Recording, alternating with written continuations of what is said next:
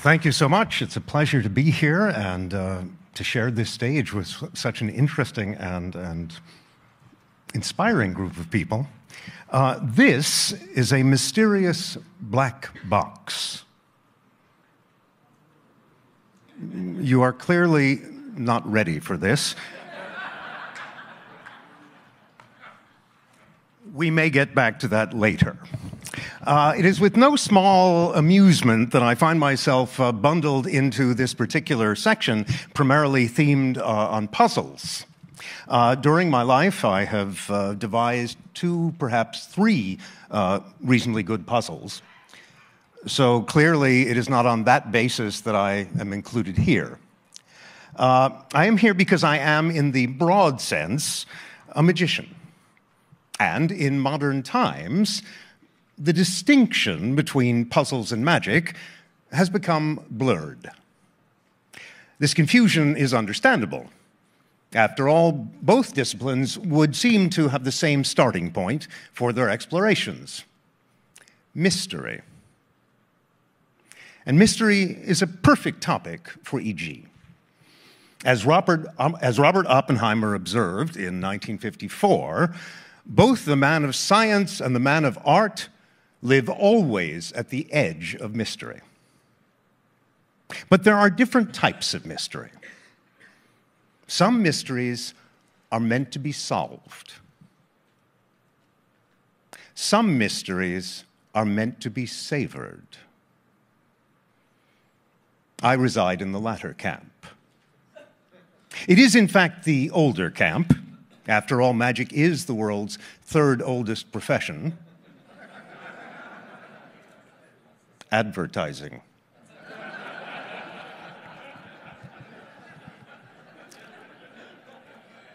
Despite these deep roots that span tens of millennia, the magicians of the 20th century were able to accomplish something quite extraordinary over the space of less than 100 years. They managed to take something that is inherently profound and render it trivial. I believe, I imagine, that there is something left to reclaim. Over the past 5 decades or so, I've tried very, very hard to come up with a succinct yet functional definition for theatrical magic. Here's the closest I have managed to come up with. Magic is the aesthetic exploration of mystery. There's that word again. Sadly, in recent times, the word mystery in the English language has become corrupted, distorted. Frankly, I wish we had a better way to express that idea, a better word to play off of. Something perhaps in between the Japanese fushigi and the Spanish duende. An approach to mystery that might be along the lines of what Goethe said in trying to describe Paganini back in 1930. A mysterious power which everyone senses and no philosopher explains. I suppose we can try to introduce new forms of nomenclature, but quite frankly, I'm pessimistic that that would work. So the solution seems to be to rethink one's own approach to mystery and attempt to teach by example. You see, magic is victimized by its secrecy. Bear in mind, magic is hardly unique in that regard. As George Bernard Shaw once put it, every profession is a conspiracy against the laity. Doctors have secrets. Lawyers have secrets.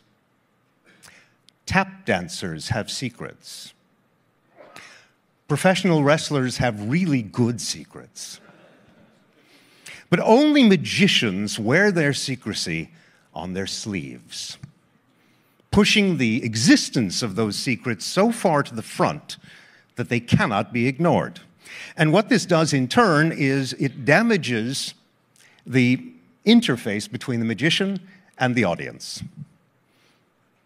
The viewers are led, incorrectly but inevitably, to a false definition of what constitutes good magic. And that definition is simply that it worked.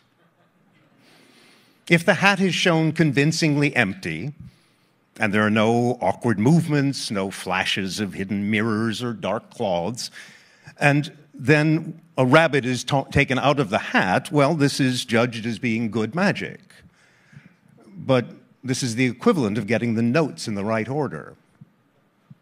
That's not what makes good music. It's the start of making good music. So, how shall we go about making good mystery? I think there are a couple of different approaches to this idea. And if you'll move the crib sheet to the next page, I will continue. I could do this extemporaneously, but I put so much work into writing this. I'll offer two approaches today regarding the way in which we can perhaps try to restore some profundity to mystery. They are not perfect solutions. They are viable works in progress. Theatrical magicians typically divide their work into two main parts, the effect and the method. The effect is what the audience perceives, and the method is the secret means by which the effect is accomplished. So one way that we might address this problem is to reject this classic dichotomy, where method and effect are kept as far apart as possible, at least in the perceptual field, and instead to find out what happens if we take the opposite tack and allow method and effect to converge. Here's an example. Could we kick up some house lights for just a moment? I'm going to ask someone to get involved, but he or she does not have to leave their seat. And I think we'll make use of the lady sitting back there, the blonde hair and the blue. The one looking down to see what color she's wearing, yes. What is your name? Aileen, hi. This is a pack of cards, 53 of them to be exact. There's a joker. And Aileen, you can stay in your seat. We're going to make this very, very easy. All you need to do is to call out the name of your favorite card nice and loud. The Queen of Hearts. That's a popular favorite. I'm going to fan the cards, Aileen, so the back of each and every card is exposed to you. I'm going to do this in such a way that hopefully the people in the front will be able to see that I really am allowing at least a bit of every single card to be seen. Yes? You tell me whether I begin from on your left or on your right. The choice is yours. From your right. I'll start moving my finger along from the right. Whenever you like, you call out stop. Stop. Exactly there? All right, the people in the very front. You can see that my finger is on the exact corner of the exact card the young lady stopped me on. I have not moved over even a single card, correct? Yes, at this point I used to say, this isn't TV, you can answer out loud. But that was the old new vaudeville. Let me tweeze this card very slowly. It really is still the same one, yes?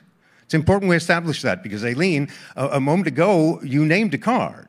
You said stop wherever you wanted. It could have been over here, down here, back here. Instead, you chose to stop me here, just a little left of center, much like many members of this audience. A moment before that, you named a card. The card you named was the Queen of Hearts, which is precisely where you stopped me.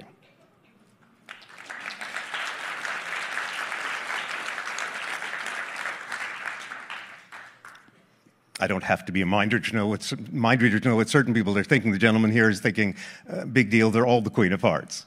Sir, if they were all the Queen of Hearts, that would mean that I would have had to have known in advance that the young lady was going to name the Queen of Hearts, which in and of itself would be pretty goddamned impressive. Sir, that would be the coward's way out.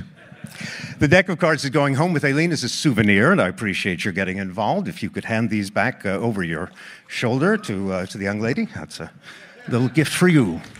So thank you. That is a solution. That is a solution to this problem. It's not necessarily entirely satisfying because there are members of the audience who are unable to define what they have just witnessed.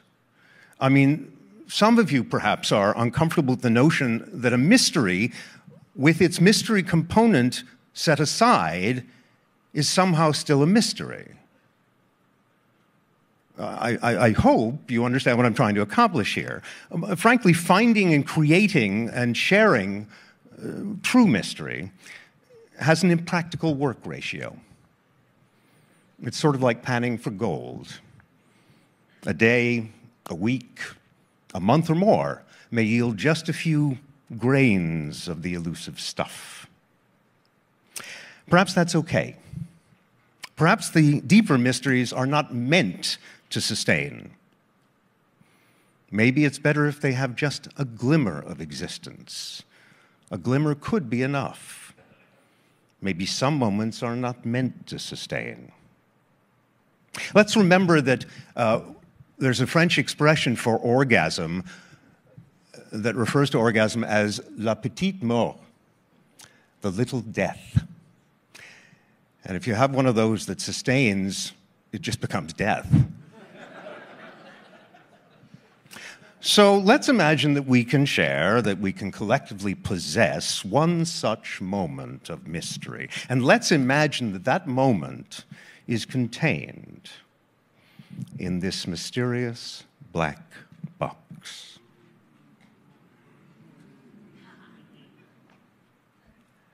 I'd like to get two people to join me on the stage for just a moment. The gentleman with the creative facial hair in the front row. What is your name, sir? Eric, if you can make your way onto the stage, careful of the equipment, but do make your way up here. They'll give you a nice round of applause. It's almost Pavlovian. Thank you so much. We'll get someone to join you from a little further back where they thought it was safe. How about the lady right there who's got her hands folded together? What is your name?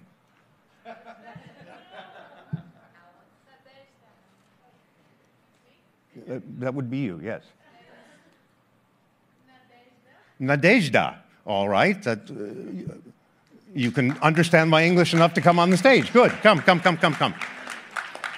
Over on this side. Nice to see you. Over here. Okay. No, you cross over here. This is all going to work, I promise. So come over here. Hi. Nice to see you. Nice to and it was Eric and it was Nadezhda. Yes. Come join me here at the front. Face forward. Head up, shoulders back, look good. You're in show business. Come on. Come in. I don't bite on stage. We look sort of like a bizarre singing trio. Maybe a little punk for this room, but it'll suffice. Inside the mysterious black box, there is something rather creepy. I'll show you. It's a book. Specifically, it is a book by H.P. Lovecraft. By definition, that makes it creepy. Are you familiar with the work of Lovecraft? H.P. Lovecraft was an American author from about 100 years ago, and essentially he was a creep. Hence, what he wrote was creepy. We're going to make use of that. You hold on to that for a moment. The box is going to be held by you. It's very important, Eric, that you hold it in both hands, keep it level, and no matter what happens, do not drop the box. If you feel something moving, do not drop the box. If there's a change of temperature or any other condition, do not drop the box. Keep it level, keep it there. Fair enough? All right. Have you ever read any Lovecraft? I know it. I don't have to read it. Well, you will in a moment, but Lovecraft wrote rather amazing, fantastic stories about strange things. This particular collection is called The Doom That Came to Sarnath and Other Stories. That's just such a Lovecraftian title. You just tell me stop. Okay, at some point in the book is preferable. Tell you what. Okay, say stop when you like. Okay, stop. Okay. Thank you. Can you see the page number in the light? Yes. What page is it? 78. 78. Actually, it's 78 and 79, but you went for 78. That's good. I'm going to ask you to look over page 78 and choose a noun, a physical noun. All right, not an emotion, not but a physical noun. Whatever you hold on, because whatever you choose, and there's a lot of stuff here. I mean, that's a noun right there. There's a noun over there. Whatever item you choose, whatever physical item you choose, is going to wind up being inside that box. Hold the book and look over the page. Let's get this clear. If she picks the word carpet, there will be some carpet inside the box. If she picks the word dog, there will be a dog inside the box. A very unhappy dog. Did you pick a noun for us? Yes. What did you pick? Face. Face. A human face. All right. Face. Well, it's viable. It's viable. All right. Hold the box level. Do not drop the box. I will try. All right? Face. Okay.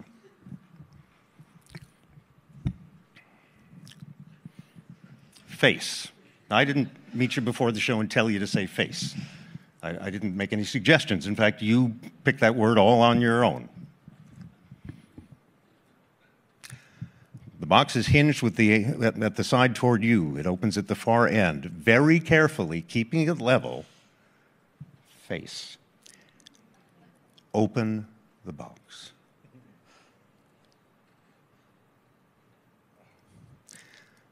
Ladies and gentlemen, it is 2014. You're adults in a modern civilization. You own cell phones, you own computers, and yet some of you actually believed for a moment there was going to be a face in this box. My work is done here.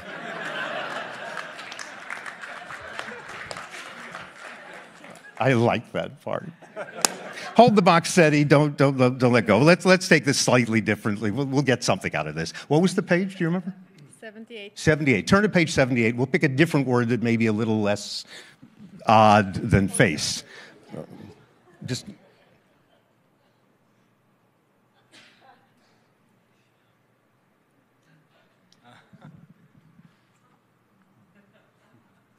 Hang on. That's 76. That's 79. Where is it? Open the box.